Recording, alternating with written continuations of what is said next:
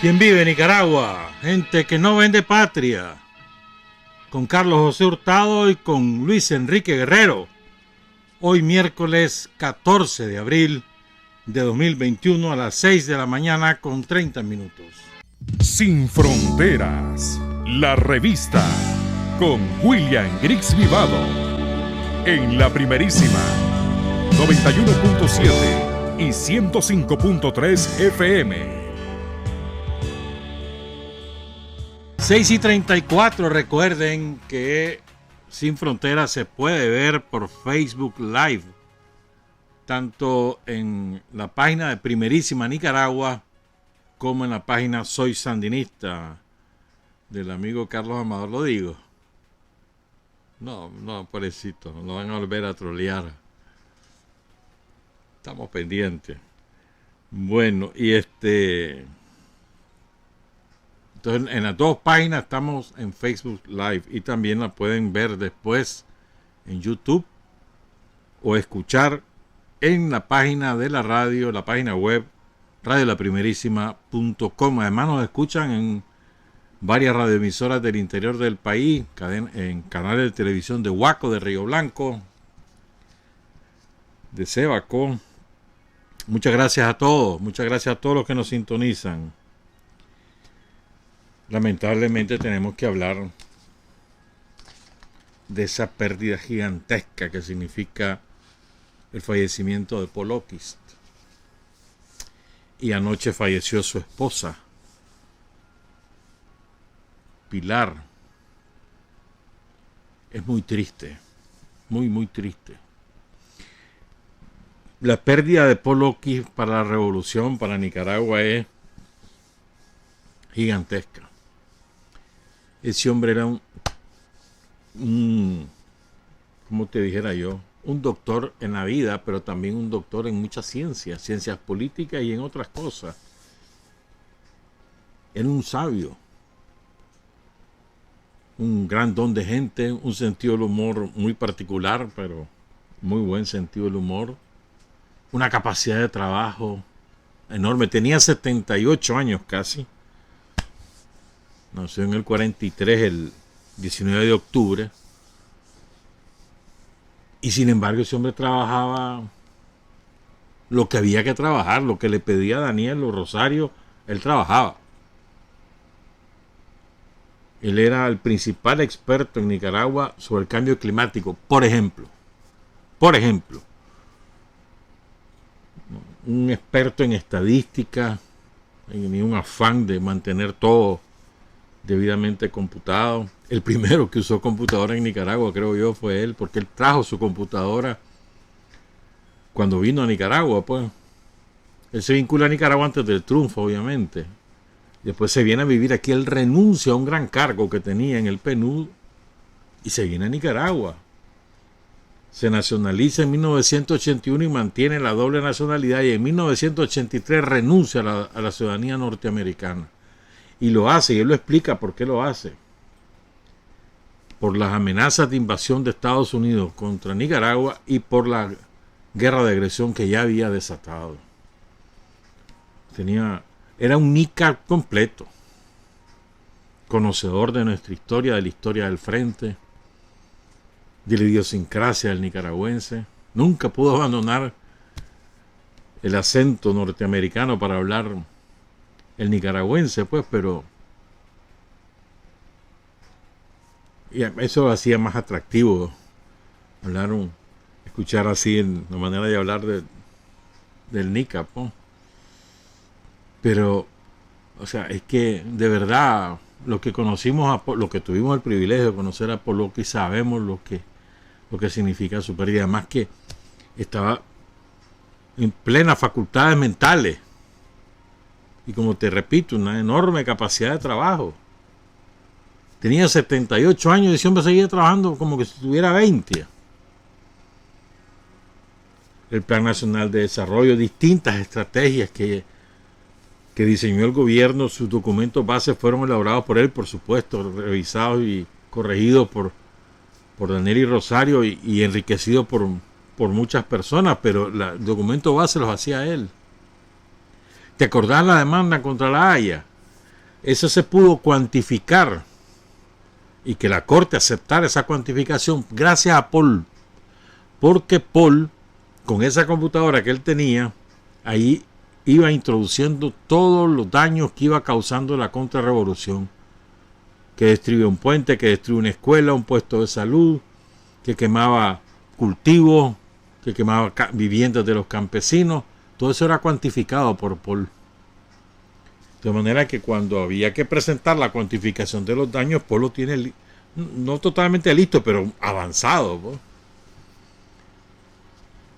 Para darte otro ejemplo, pero además ocupó numerosísimos cargos en muchísimos foros internacionales. Fíjate que cuando la derrota electoral, él regresa al sistema de Naciones Unidas porque él había estado en ese sistema y regresa a ganar un salarión, qué sé yo, 8,000, 10,000 dólares mensuales, más gastos pagados, más viajes y todo, toda la nota. Y él, apenas gana Daniel, él se regresa y se incorpora al trabajo. De hecho, mientras estaba en su puesto y en sus tiempos libres, mientras ejercía sus funciones, él aportó al programa de gobierno y a ideas para la campaña, etcétera. Un hombre sumamente capaz y de un gran don de gente. Pues era imposible no aprender con Paul Oakes. Imposible no aprender y pasar horas conversando de cualquier tema, de la historia de Estados Unidos, del racismo en Estados Unidos, la desigualdad en Estados Unidos, de lo que quisieras, hermano, de cómo gobernabilidad. Conocía muy bien Colombia, por ejemplo, Bolivia. De verdad que es una pérdida muy dolorosa, y la tragedia familiar que implica padre y madre fallecer con horas de diferencia. A nosotros nos informaron una amiga pues de allá en la madrugada de ayer la muerte de Paul, y ayer ya como a las 7, un poco antes, la muerte de Pilar. O sea, estás hablando que hubo una diferencia como de 18 horas entre la muerte de los dos. Y saludamos a sus hijos, a sus nietos, sus hijos Patricio, Mayra, Bárbara y Paul Daniel. Qué triste, me llegó la muerte de Paul Oakes. Y quiero quiero leer algunas cositas sobre esto. En el año 2019 Apolo mandó Daniel a Ginebra, a la reunión de las Naciones Unidas, de la Comisión de Naciones Unidas para los Derechos Humanos. Y él ofreció el siguiente discurso. Mi nombre es Dr. Paul Oakes. Nací y crecí en los Estados Unidos. Soy ciudadano nicaragüense desde 1981 y exclusivamente desde 1983. Soy autor del libro Equilibria, la filosofía y la economía política de la extinción y la extinción. De extinción y extinción. Sirvo al pueblo nicaragüense como ministro secretario privado de Política Nacional de la Presidencia de la República de Nicaragua.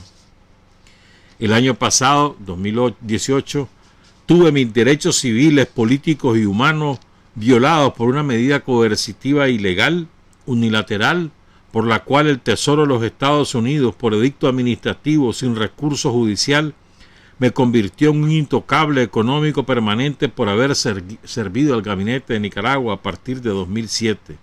Un cruel y castigo inusual. En este siglo ha habido 8 golpes de Estado e intentos de golpe en América Latina y el Caribe.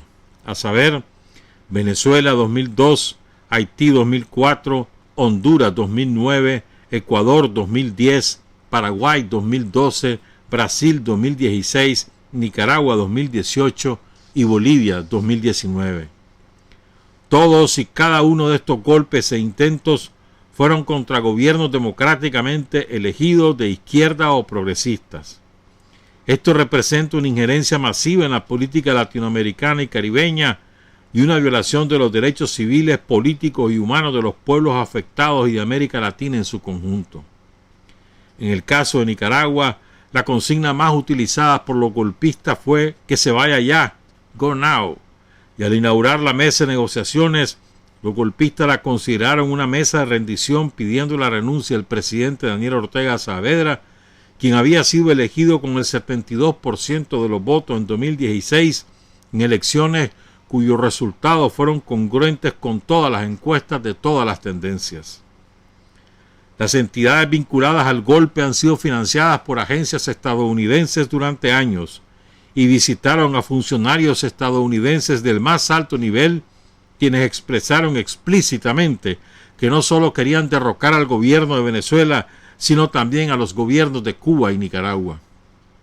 El pregolpe, el intento de golpe y el post-intento de golpe han sido acompañados de una campaña de fake news y desinformación de proporciones que repetidas miles de veces se convierten en un hecho mediático por muy alejado que esté de la realidad.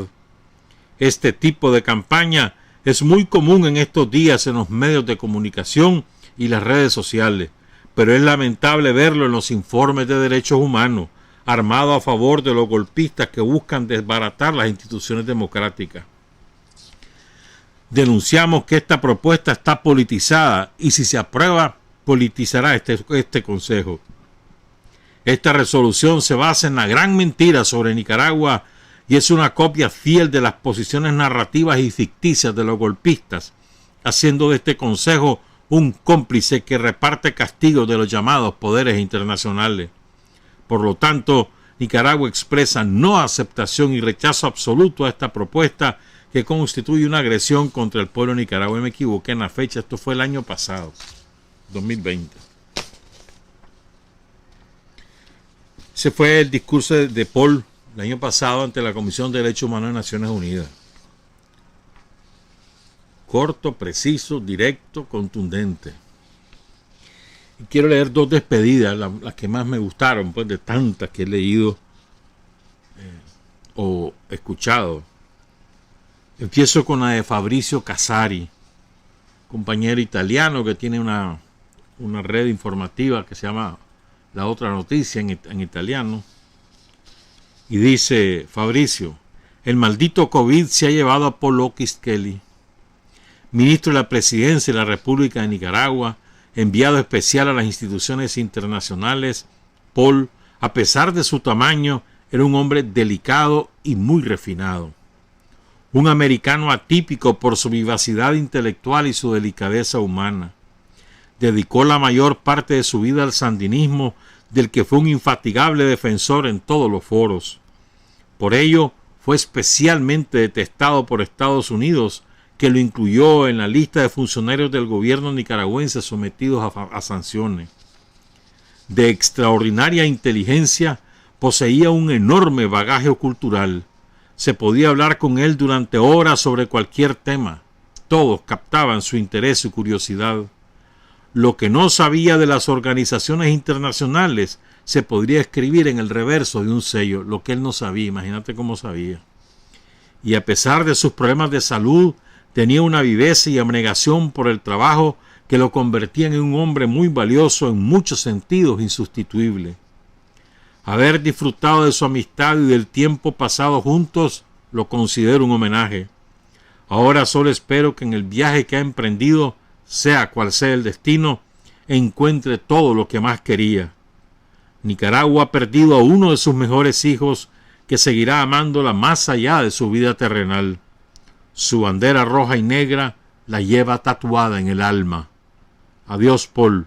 Un último abrazo. Fabrizio Casari, que por cierto lo citó a Tilio Borón como propio. Copió el texto de Fabrizio y dijo: lo suscribo totalmente. Y cuenta Tilio Borón, que es un politólogo argentino que estudiaron juntos, Paul y él, en un posgrado en Chile.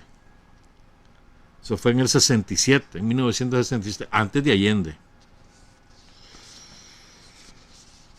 Y el otro que quiero leer, un cortito, de un muchacho cuyo nombre es Joel Alejandro Sánchez Sandino. Joel. Y él dice de Paul lo siguiente: era un hombre incansable. ¿Cómo trabajaba? No paraba de crear y creer. Su convicción era inamovible, irreductible en su posición de defensa del pueblo, disciplinado, terco, fuerte. Cuando reía tenía que acompañarlo. Con él no paraba de aprender todo el tiempo. Era un sandinista con mayúsculas. Se ganó su respeto a punta de fortaleza ideológica y de unos conocimientos que superaban los simplismos. Era profundo y esperaba que todos dieran lo mejor de sí, porque para él la causa era lo importante. Para el doctor Polokis, dejando un legado de lucha y entrega, parte del doctor Polokis, dejando un legado de lucha y entrega. Los que los conocimos aprendimos tanto. Buen viaje, doctor. Aquí continúa su legado. Cuando uno también he escuchado y leído a determinados individuos alegrándose de la muerte de Paul, lo cual habla por sí mismo de la naturaleza miserable de su personalidad. Solo los miserables se pueden alegrar de la muerte de personajes como Polokis, que nunca le hizo daño a nadie. Que esa es la diferencia sustancial, ¿no? Ese fue un gringo que se hizo nica, no para hacerle daño a Nicaragua, sino para ayudarle a Nicaragua, para asumir como nicaragüense una conducta patriótica. No es como algunos que les han quitado su nacionalidad, que se habían nacionalizado nicaragüenses, pero que se dedicaron a pedir reales para destruir Nicaragua, para pedir la intervención extranjera.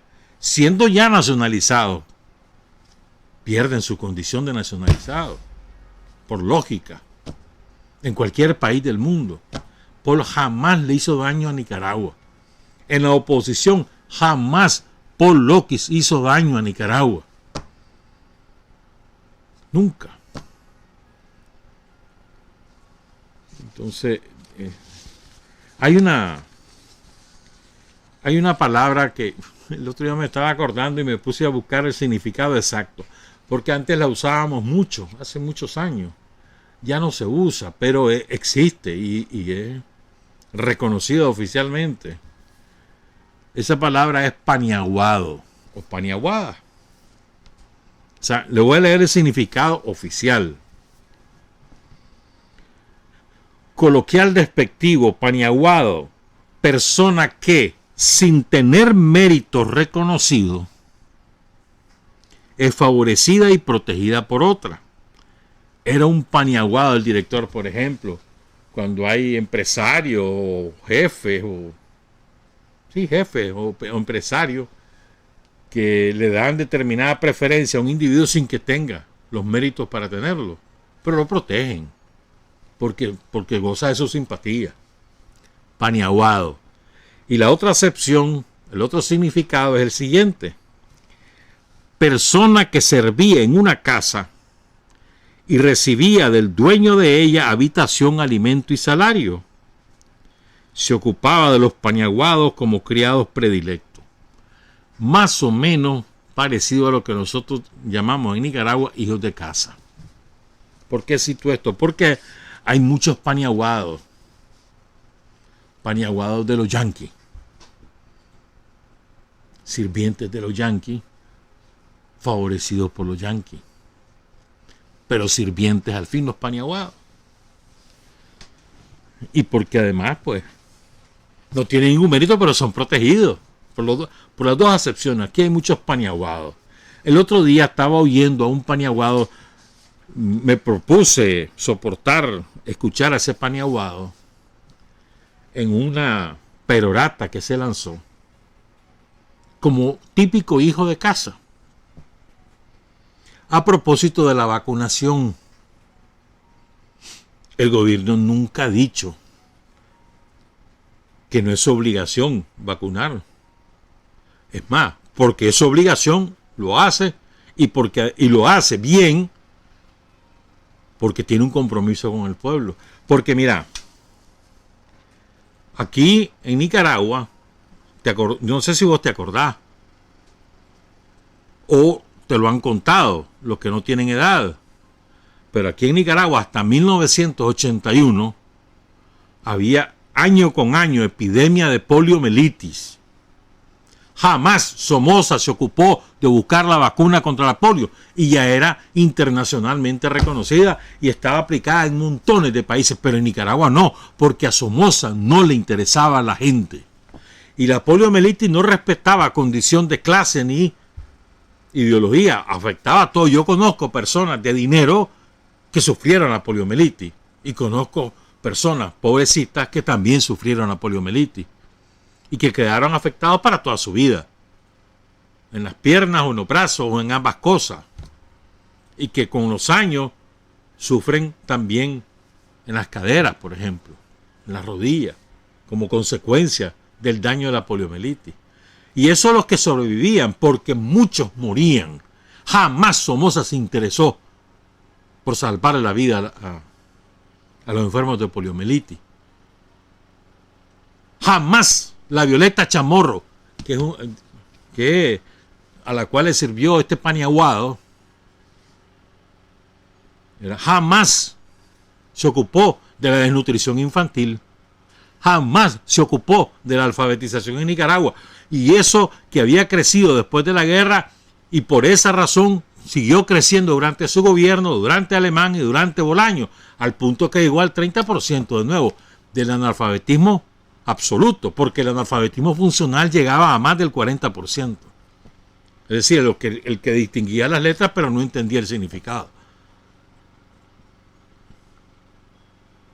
Y reclama este paniaguado que los que tenemos edad suficiente fuimos educados por el somocismo y que no le tenemos nada que agradecer al somocismo.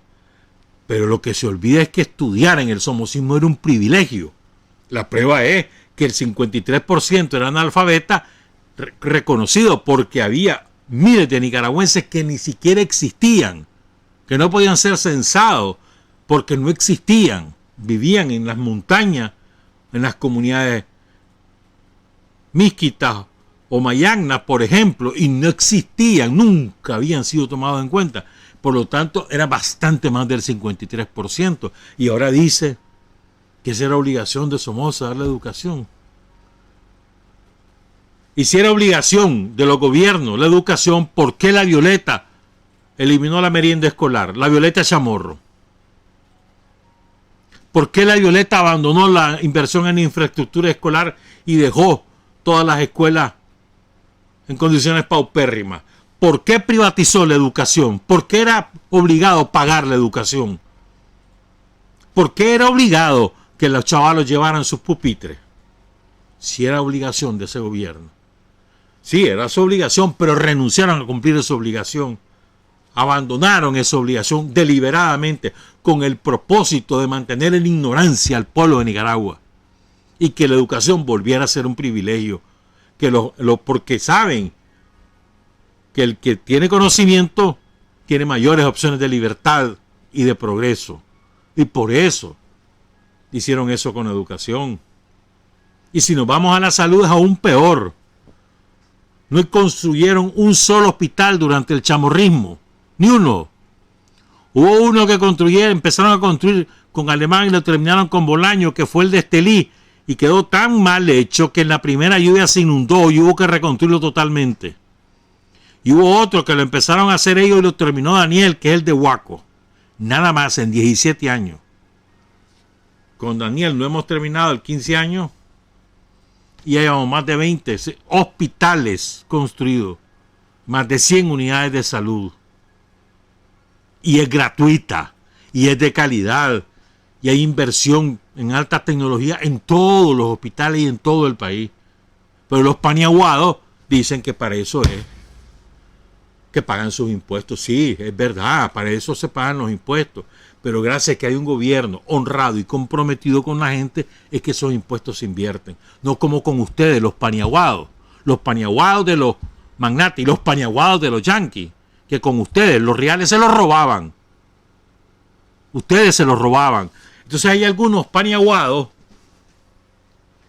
que creen que porque su patrón los invita a comer, o ellos en su casa reciben a sus patrones y les dan de comer, ya son parte del club de los patrones. Pobres ilusos. Los patrones jamás van a admitir entre su círculo a alguien que no sea de su clase, jamás. Nunca van a dejar que escupan en rueda. Siempre van a ser los paniaguados. Siempre los patrones nunca admiten a un paniaguado en condiciones de igualdad. Nunca, entiéndanlo. Respiran por los patrones y son despreciados por los patrones. En público los abrazos y besos y llegan y almuerzan y no sé qué y unos traguitos, pero en privado los patrones hablan chanchadas de ustedes, los paniaguados. Me consta.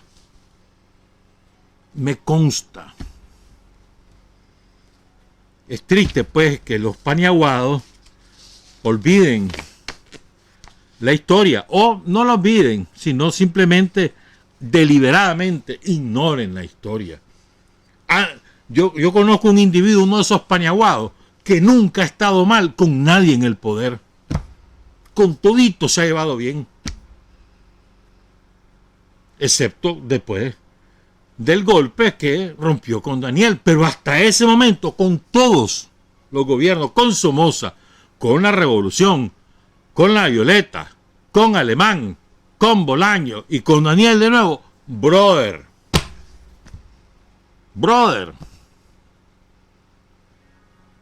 Un paniaguado.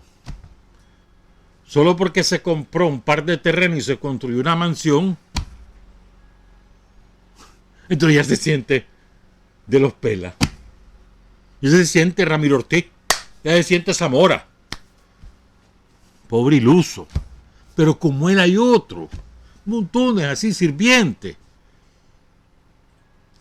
Así, pero son los paniaguados. Que creen que escupen en rueda y opinan, y dicen, y sugieren, y proponen. Y nadie les para pelota entre ellos. Los patrones se ponen de acuerdo entre ellos una vez que los yanquis le dicen qué hacer. No les interesa lo que digan los paniaguados. Que la opinión pública les vale. Hacen lo que a ellos les interesa y ya está. Pero los paniaguados viven todavía respirando y sudando calentura ajena. Los paniaguados. Y recuerden, no es un insulto. Es una descripción. Ustedes los paniaguados. Los sicarios. Porque hay paniaguados que después los contratan. Le sirven a un patrón aquí, le sirven al patrón extranjero. A veces el patrón de aquí se distancia un poquito del extranjero, entonces el paniaguado a veces se encuentra con que no sabe qué hacer. Si le obedece al extranjero, le obedece el de aquí. ¿En serio? Hay montones de paniaguados. Esos partidos de la derecha en Nicaragua, repletos de paniaguados. Ya no se diga. Los sicarios contratados para hacer propaganda, disfrazados de periodistas en las redes sociales o en algunos medios de comunicación, son paniaguados y sicarios, nada más.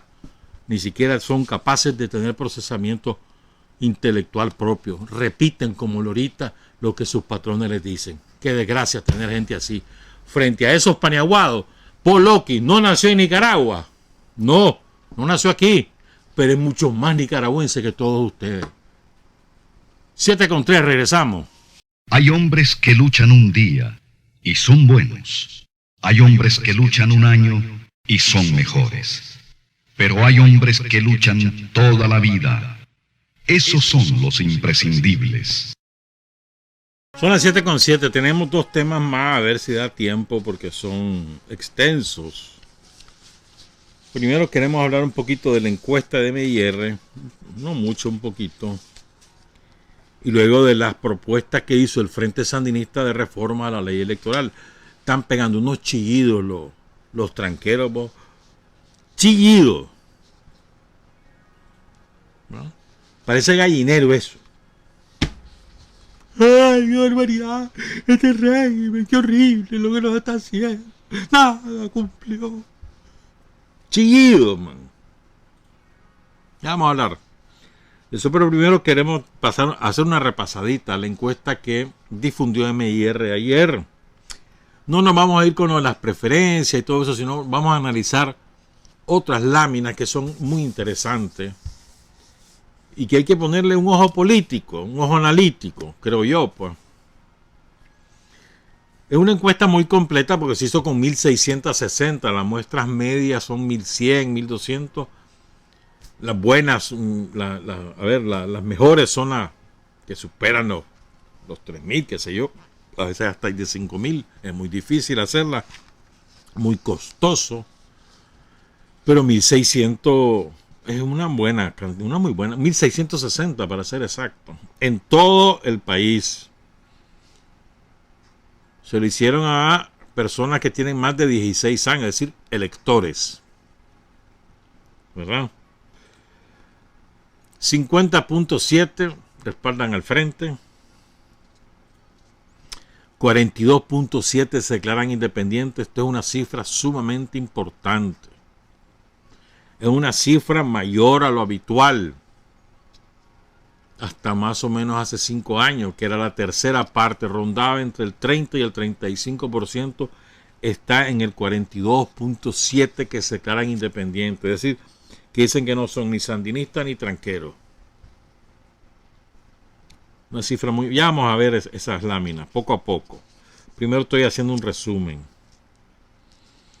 ¿verdad? Fíjense bien. El 9%, 9 nada más, de los nicaragüenses todavía no tienen cédula. Solo el 9%. Un poquito más de lo que se manifestaba en la encuesta de diciembre. Un poquito más. O sea, que son los chavalos que van cumpliendo 16 años.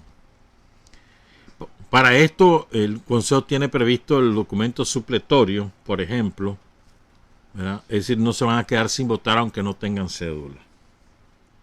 Otra cosa importante, cuando le preguntan qué es lo que más valora del gobierno, entonces se menciona la salud, la educación, la energía eléctrica, etcétera. Las dos cosas donde más reclamo, que más resiente la población son el empleo, por supuesto. Muy, muy sentida esa demanda.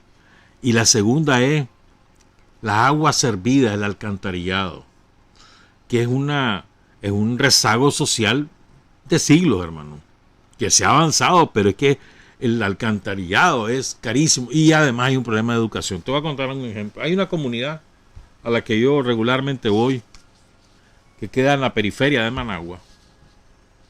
Entonces ahí hay agua servida, ahí hay alcantarillado. Entonces hay una señora que vive a la orilla de la calle, que no hay manera, mano. Ella saca todo el agua sucia a la cuneta.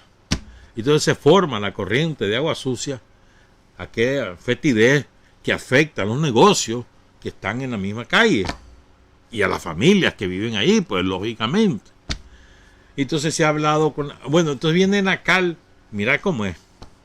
Entonces, para facilitar las cosas, Enacal en su casa le perforó un pozo séptico para que ahí desaguara el agua negra. No le importa, servicio, costeado por Enacal, a solicitud de la comunidad. No le importa. Ahí sigue sacando el agua a la calle. Es un problema también de educación, eso afecta a todo el mundo. Pero por supuesto, hay muchos sitios donde no hay. Un problema, un rezago social. Eso no. O sea, ha habido un avance fenomenal en estos 15 años, 14 años.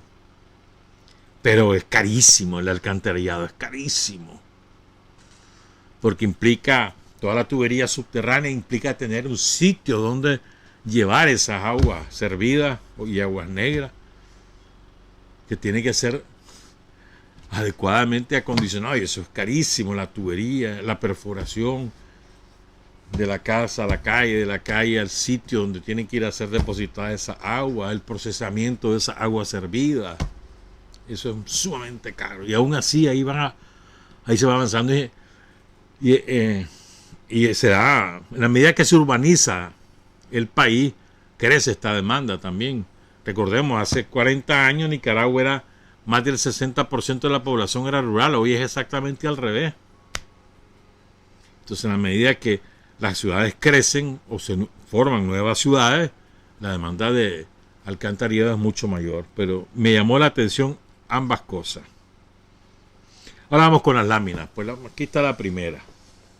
A los que nos están viendo por Facebook Live y a los que nos van a ver después por YouTube. Son las 7:13.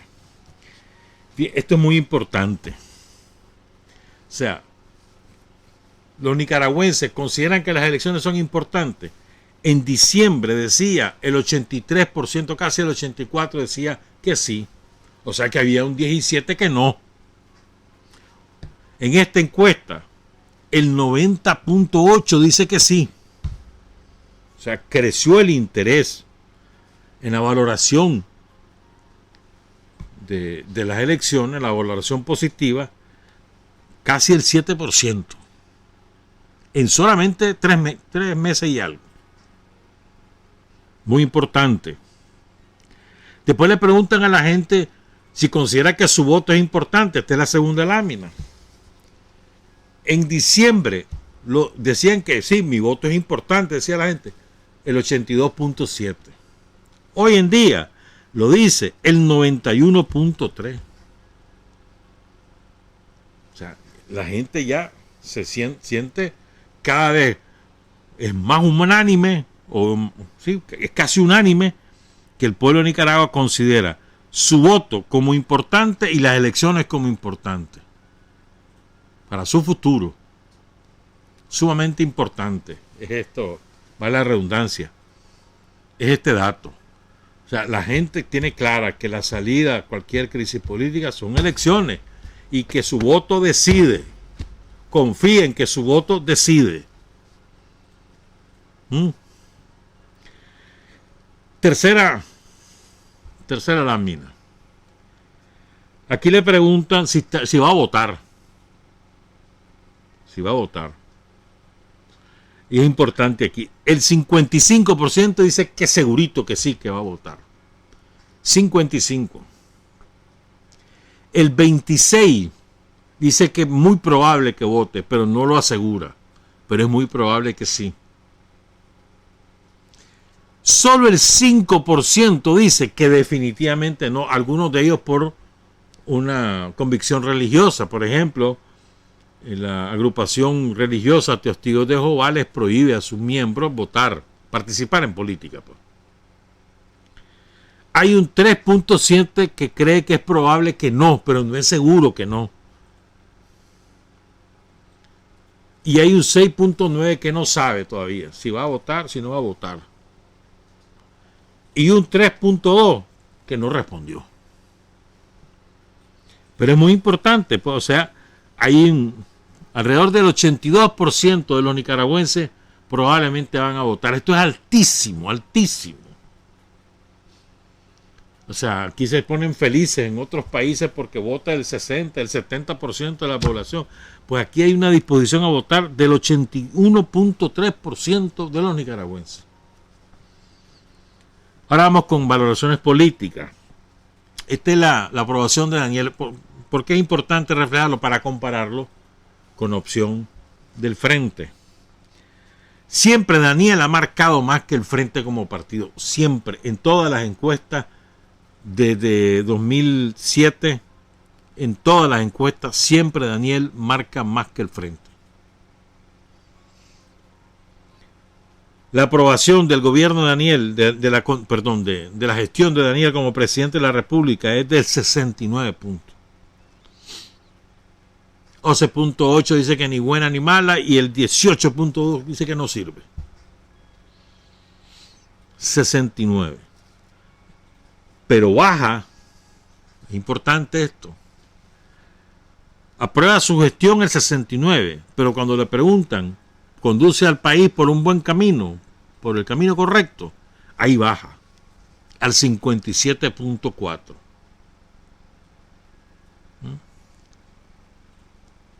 El 30.7 dice que va por el rumbo equivocado. Y el 6.7 dice que no sabe. Hay que ponderar. Hay que comparar y ponderar ambas cosas. Le preguntan a la gente, ¿con quién te iría mejor en el próximo gobierno? ¿Con el frente o con los tranqueros? Entonces, miren qué interesante. El 58.6 dice que con el frente. Es muy similar ese porcentaje al porcentaje que dice que Daniel conduce al país por el rumbo correcto. Muy similar. Hay un 11.9 que dice que le iría mejor con la oposición. Y un porcentaje idéntico, otro 11.9, que dice con ninguno de los dos. Con ninguno. No, con ninguno. El resto no respondió. Ahora vamos con esta otra lámina, el voto independiente. Aquí hay que detenerse. Es muy importante. Recuerden, 42.7 de los nicaragüenses declaran que no son ni tranqueros ni sandinistas. No son nada. Son independientes. 42.7. En términos cuantitativos, más o menos somos 4,5 millones por cifra cerrada, mayores de 16 años. 42% son aproximadamente 1.700.000 que dicen que no son ni sandinistas, ni liberales, ni tranqueros. Pues. Más o menos 450,000, más o menos, pues, por 4. Más o menos 1.800.000, un poquito más. Eso significa en términos cuantitativos. O sea, ¿qué significa también eso? Ahí tenés un universo donde pescar. Ese 1.800.000 nicaragüenses que dicen que no son ni sandinistas ni son tranqueros. Ese 1.800.000 nicaragüenses son susceptibles de ser persuadidos por nosotros. Susceptibles no quiere decir que están predispuestos, pero sí son susceptibles, porque se declaran que no son tranqueros ni sandinistas.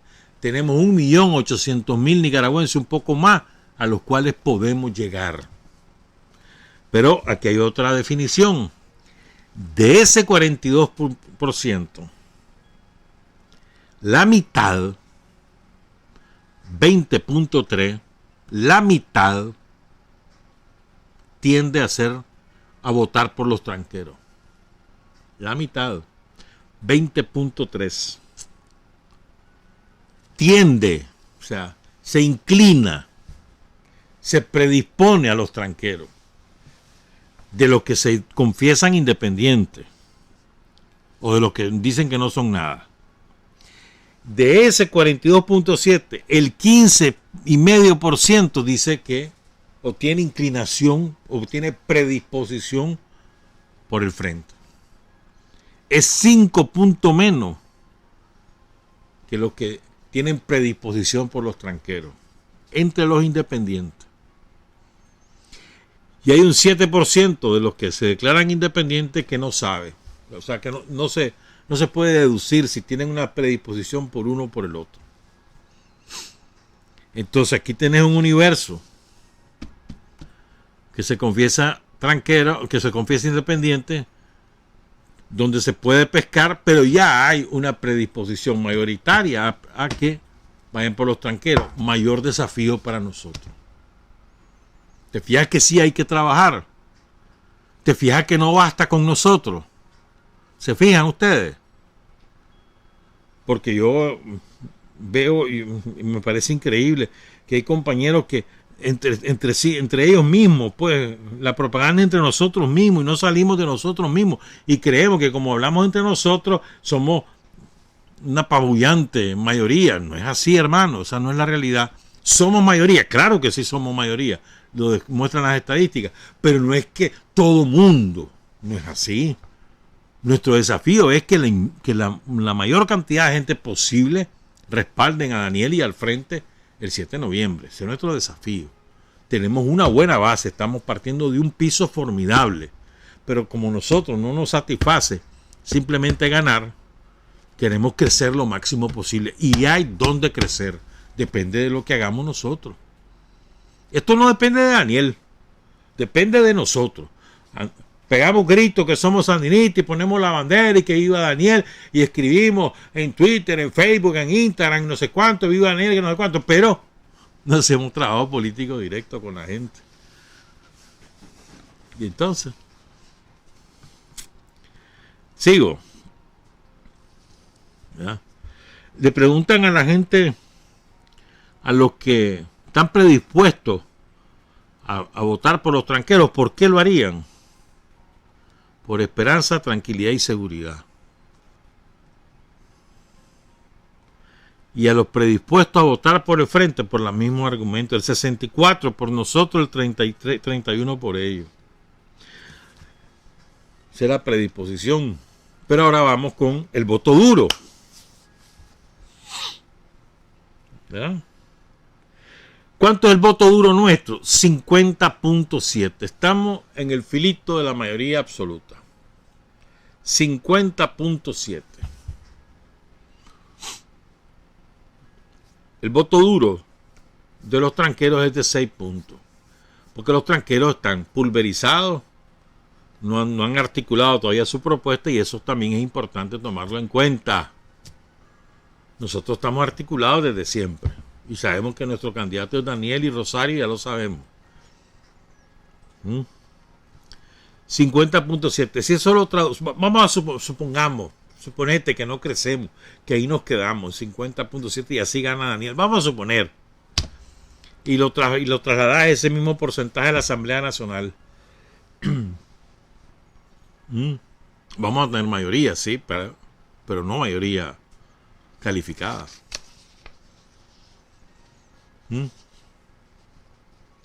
Es importante. Si solo nos quedáramos con el voto duro. El voto suave del frente es del 15.5. O sea, es decir, que sí, pues se inclina por nosotros, pero no es que sea totalmente seguro.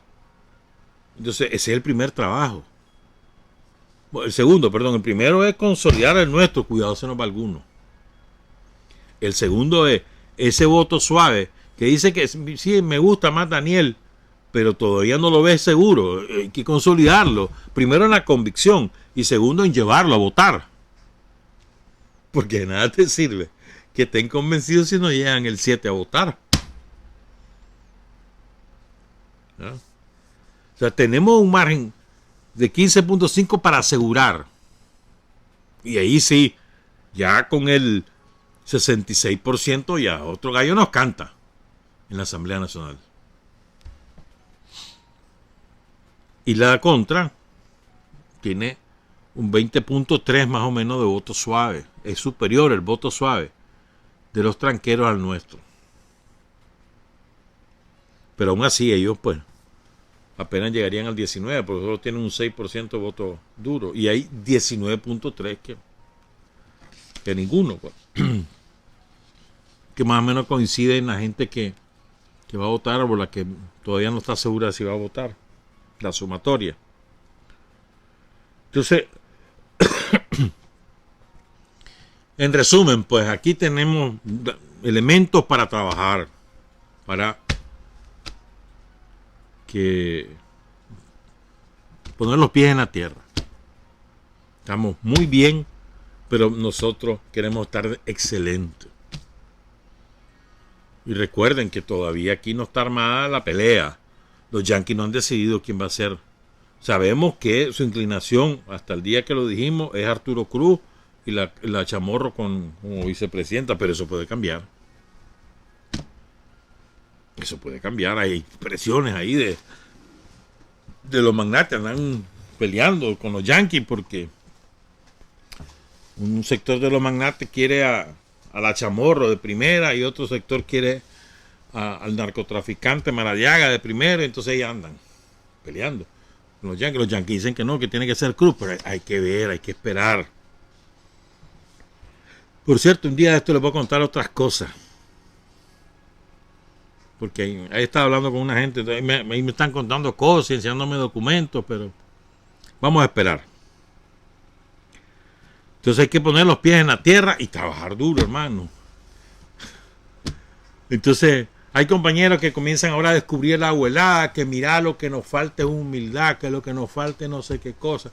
Hermanito, por Dios, ahorita es la defensa del poder. Esa es la prioridad. Después hablamos de todo lo demás. Ahorita la prioridad es la defensa del poder. Tenemos que ganar sí o sí esas elecciones y ganarlas como siempre, de manera limpia y apabullante. Y eso nos toca a nosotros, mi hermano. Que mira, que es que fulano, que no me oyen, y que uno critique y no te... Sí es cierto, puede ser, o no es cierto, o tal vez es cierto. Eso no es el tema. El tema es la defensa del poder. Esa es mi opinión. Despojarnos de todo tipo de resentimiento, de ¿cómo se llama? Desesperanza. Despojarnos de todo eso y recordemos, tenemos que defender el poder. ¿El poder para quién? El poder no es para Daniel, hombre. Aquí hay algunos ahí que utilizan, sí es cierto, hombre, sí, pero es que no es por ello. Si es por la gente. No miras que la gente está mejor. No miras todo lo que se ha hecho por la gente. No te fijas en eso. Que si fulano, ¿qué te importa? Lo que importa es la gente. Si para eso estamos, para servir a la gente. Mira qué bonito cómo se presentaba Poloqui. Sirvo al pueblo de Nicaragua como ministro. Eso es, así es. Servimos al pueblo. Bueno, hay otros que no, que se sirven, es verdad. Pero no es, eso no me interesa a mí. Lo que me importa es lo que se hace por la gente. Mira todos los programas que hacen el Frente Sandinista desde el gobierno. Mira, ¿vos crees que esa vacunación sería así como es con otro gobierno? Te voy a dar ejemplo. Los paniaguados dicen que esa es obligación del gobierno. Vale, pues ver. Date vuelta ahí nomás a Costa Rica. Ahí nomás a Costa Rica, hombre. Escándalo, ¿por qué? Porque ¿quiénes se vacunaban? Los de la macoya, los ricachones, los ministros, los políticos y la gente sin vacunarse. Escándalo. Mismo escándalo allá en Argentina. En Argentina. Escándalo en Chile. En Ecuador hasta ministros han caído. En el Perú. ¿Por qué? Porque no hay gobiernos que defiendan los intereses de la gente. Son gobiernos al servicio de élites. Aquí no. Decime qué escándalo ha habido. A ver. Ayer puede haber un problema de que no llegan suficientes vacunas. Eso sí, pues. Pero no es que se privilegió a alguien por... No, espérate.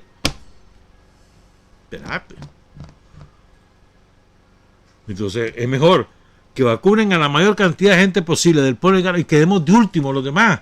Si sobran, ahí nos vacunamos. Que es al revés.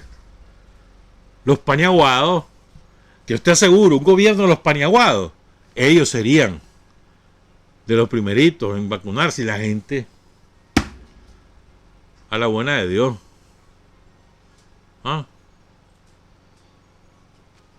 Bueno, ahora hablemos de la reforma de la ley electoral. Son las 7:31. Hay mucha caña, mucha tela que cortar en esta reforma. Vamos a ir poquito a poco a ver si no, hasta donde nos dé tiempo y después seguimos el viernes. ¿Verdad? Empiezo con esto. A ver, un resumen general. En mi opinión, ¿a qué está dirigido esto? Creo que hay 3 elementos, creo yo. Primer elemento es una necesidad de adecuar la ley electoral a la reforma de la Constitución para garantizar, entre otras cosas, la paridad de género. Tiene que estar en la ley. Asegurar la paridad de género. No solamente en los cargos electivos, sino también en la institución, en los distintos instrumentos de la institución electoral, que son el Consejo Supremo, los consejos electorales departamentales, los consejos electorales municipales y la Junta Receptora de Votos. Todos son organismos institucionales del Consejo Electoral. En todos lados tiene que haber eso. La paridad de género. Primer elemento. Que no está jerarquizado, pues poder poner de primero cualquiera. Pero eso es un elemento. Otro elemento es asegurar, creo yo que este es sumamente importante, es muy importante, porque a ver, lo voy a poner, antes de decirlo, te voy a poner de otra manera. Los tranqueros tienen, y los paniaguados tienen, digamos, que tres opciones. La primera opción es, si ellos tienen, digamos, determinada certeza que pueden ganar, van a ir a las elecciones y van a ir con algunos bochinches, pero van a ir. Segunda opción es, como tienen pocas esperanzas de ganar, entonces van a ir, pero van a tratar de joder para que las elecciones salgan mal. Y enturbiarla, ensuciarla. Y la tercera opción es no ir. Esa es la tercera opción, no ir. Que fue lo que hicieron los Yankees en el 84. Esa opción la tienen, está sobre la mesa. Decirle a sus paniaguados, mira, no va. Tengo que hacer que no va a ir a las elecciones. Tres opciones. Entonces, contra la tercera no podemos hacer nada. Si los Yankees no quieren ir a las elecciones, pues ¿y ahí qué vamos a hacer? Pero nosotros vamos a reducir esa posibilidad. ¿Cómo? Hombre, aquí está la ley electoral para garantizar un proceso electoral que incentive el voto, que garantice el conteo escrupuloso de los votos, ¿verdad? Y que determine el ganador de acuerdo a los resultados de esos votos. Nosotros vamos a tratar de hacer eso, pero al mismo tiempo no somos babosos. Espérate, si ellos se van por la segunda opción de entrar a las elecciones, pero joder y enturbiarla, entonces vamos a tomar medidas preventivas de eso. Y por eso hay un montón de artículos nuevos o reformados que van dirigidos a impedir que enturbien el proceso desde adentro, que lo traten de dinamitar desde adentro. Ese es el otro sentido que yo percibo en esta reforma.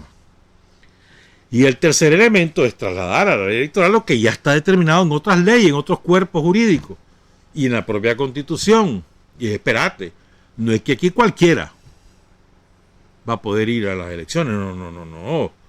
Cualquiera que tenga, que no haya violado la ley, cualquiera que tenga los requisitos establecidos. Pero si vos sos alguien que anda de paniaguado de los Yankees, pidiéndole a los Yankees que vengan aquí a invadir, o que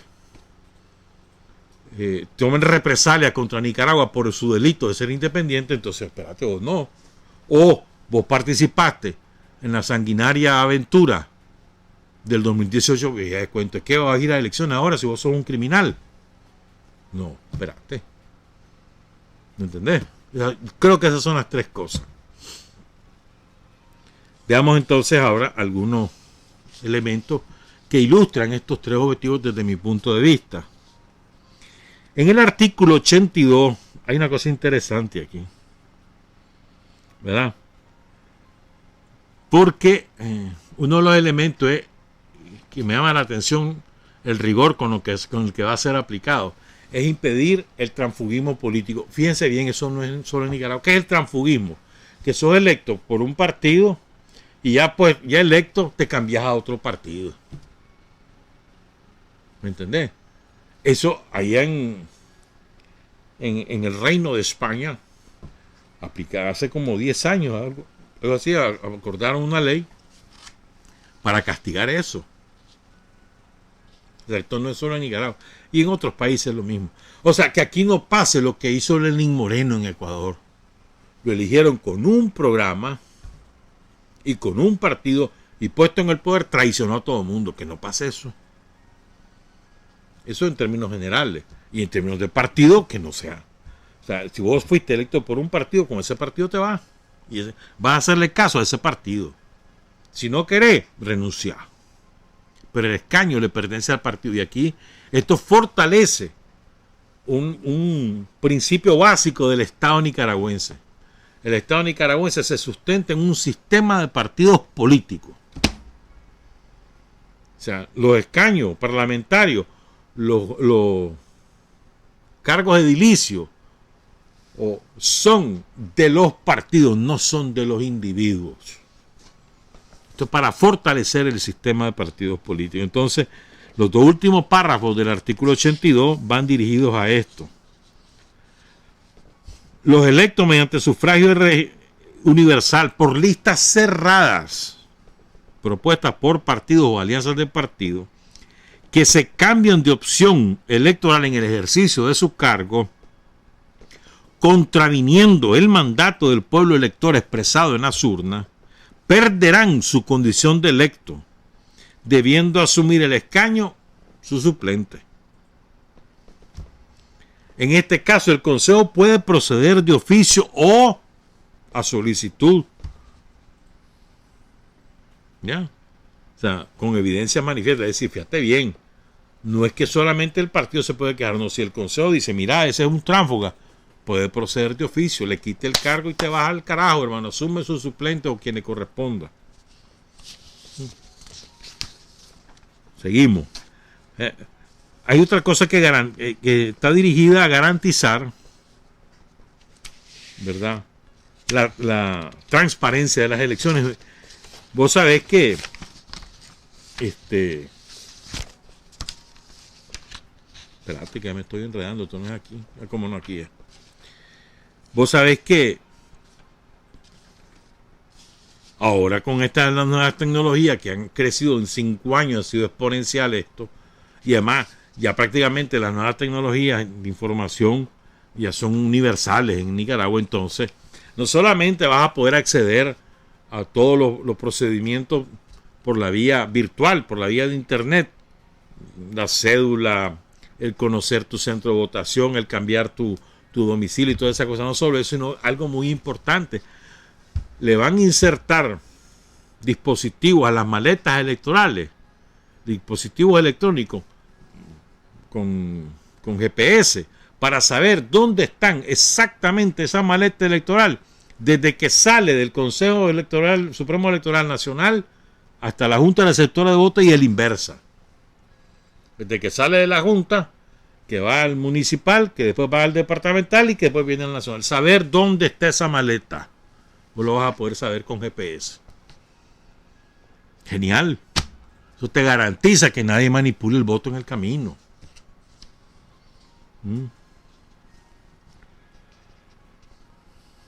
Fíjense, después hay otros aspectos que, espérate, ningún gobierno puede financiar a ningún partido aquí, ni a ningún candidato. Se acabó. Poder recibir donaciones privadas, sociedades anónimas o empresas o lo que sea, está bien, pero me vas a tener un registro. Me lo vas a meter en el banco y me le vas a rendir cuenta a la Contraloría y al Consejo Supremo. No es que charanga, no, espérate. Y ningún extranjero te puede arriarle. Ni institución, ni a nivel personal. Nadie te puede arriarle. Las elecciones entre nosotros nos financiamos, nosotros vemos qué hacemos. Hay una partida presupuestaria para garantizar tanto el funcionamiento de toda la institución electoral como darle a los partidos contrarresultados, darle a los partidos dinero para sufragar sus gastos. Contrarresultados. Ya, por cierto, ya no va a ser necesario obtener el 4% para que el Estado de Nicaragua les pague por los gastos electorales, sino que ahora simplemente por participar en las elecciones, aunque no logres el 4%, te van a pagar lo que gastaste, o un porcentaje según los votos que obtuviste. ¿Verdad? Estamos claros, ese es el artículo 103, el que dice nadie puede recibir reales de afuera, ni de instituciones estatales o mixtas, sean nacionales o extranjeras, es decir, donde haya capital del Estado no pueden recibir reales. Estos incisos son muy importantes. El artículo 63 de los incisos 8 al 14 son nuevos. Se los voy a ir leyendo. Esto para los fiscales, para todos los compañeros fiscales que van a ser fiscales o que van a estar en las mesas electorales, esa ley se la van a tener que repasar al detalle. Incisos del 8 al 14 del artículo 63. 8. Responder por las actuaciones que realicen en el marco de las alianzas que constituyan por otros partidos políticos y de las actuaciones específicas que realicen como partido en particular. ¿Qué es esto? Estos son los deberes de los partidos. Le están diciendo al partido, no solamente respondés por lo que vos haces, sino por lo que hace tu alianza. Y vos respondés. Si tu alianza hace un delito, vos respondés por esa alianza. Ya. 9. Participar bajo pena de perder su personalidad jurídica, si no lo hiciere, en todas las elecciones. Esto ya estaba contemplado. 10.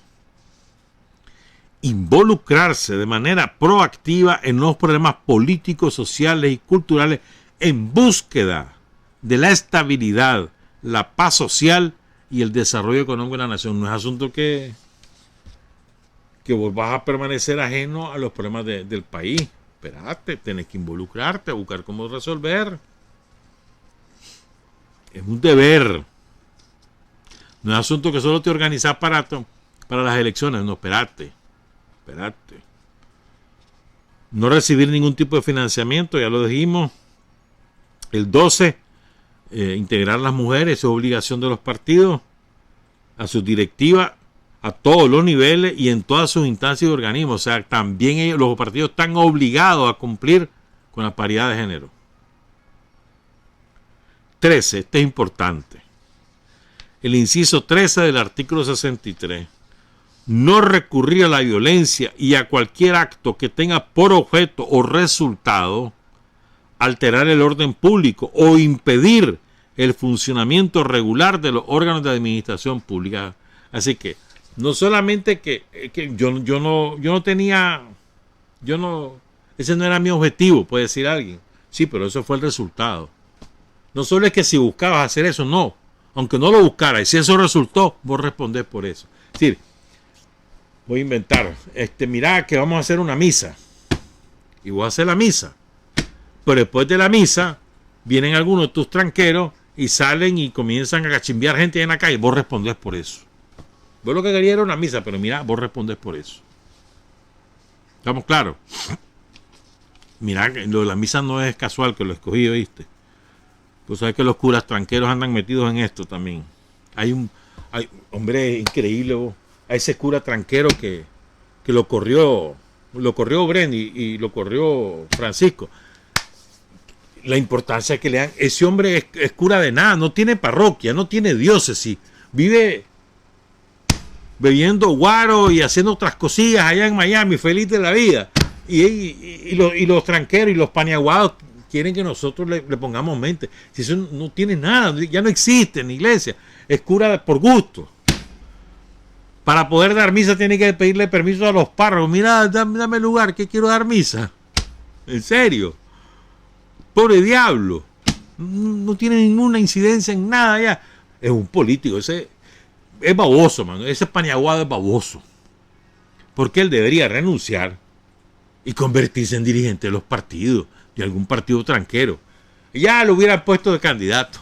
Baboso, ¿qué verdad? Hay que siga. Pero ya no tiene ninguna incidencia en la jerarquía católica. Ni lo invitan a nada, ya aquí. Si aquí los obispos no le quieren hacer caso porque dicen que es muy metido, que anda diciéndole lo que tienen que hacer. Entonces, les cae mal ya. Por esa razón, no porque haya divorcio ideológico, no, porque les cae mal, porque es que es muy metido. Pero bueno, hay que dejarlo. El tranquero de Miami es ese. El inciso 14 del artículo 63. No incurrir en actos que menoscaben la independencia, la soberanía y la autodeterminación, que inciten a la injerencia extranjera en los asuntos internos, demanden la aplicación de sanciones económicas en perjuicio del Estado y pidan intervenciones militares. Un partido que haga eso Listo y servido. Primero lo pueden suspender y después lo pueden cancelar. O de un solo lo cancelan y pierden la personalidad jurídica. El que haga estas cosas se llama traición a la patria también. Va a haber que resucitar y hacerlo, más bien que resucitar, es más bien hacerlo cuerpo jurídico del Estado nicaragüense, aquel decreto, aquel acuerdo contra los traidores de la patria emitido por Sandino en la guerra contra los yanquis. Pero ya saben, ya no es asunto solamente de que responden como individuos y pueden caer presos, sino como partido. Si hacen eso como partido, pierden la personalidad jurídica. Si andan pidiendo que los yanquis vengan, andan pidiendo que los yanquis tomen represalias contra el Estado de Nicaragua o contra funcionarios del Estado de Nicaragua, entonces van de viaje, hermano. Luego los candidatos que ya sabemos, ¿verdad? No pueden ser candidatos los asesinos o los que anden implorando a los yanquis que traigan submarinos o que financien la guerra. Así que los paniaguados pongan su arma en remojo. Es importante lo de los extranjeros. Ese es un artículo nuevo que van a incorporar. De conformidad con los artículos 27 y 47 de la Constitución Política de Nicaragua, oigan, comete delito electoral todo él o la extranjera o extranjero residente o de tránsito en el territorio nacional que promueva, participe, intervenga personalmente por medio de tercero o por cualquier medio tecnológico en asuntos políticos del país en cualquier tiempo. No solamente es que vayan a una reunión pues de los partidos o vayan a una manifestación de los partidos, sino por medios tecnológicos. Es decir, si se meten en asuntos políticos de Nicaragua por Facebook, por Twitter o por YouTube, están listos y servidos, van de viaje. De contravenir esta disposición, el Consejo Supremo Electoral trasladará para su conocimiento a la Fiscalía General de la República para lo de su cargo. Este es otro aspecto importante, que les voy a contar. El artículo 65, el inciso 3.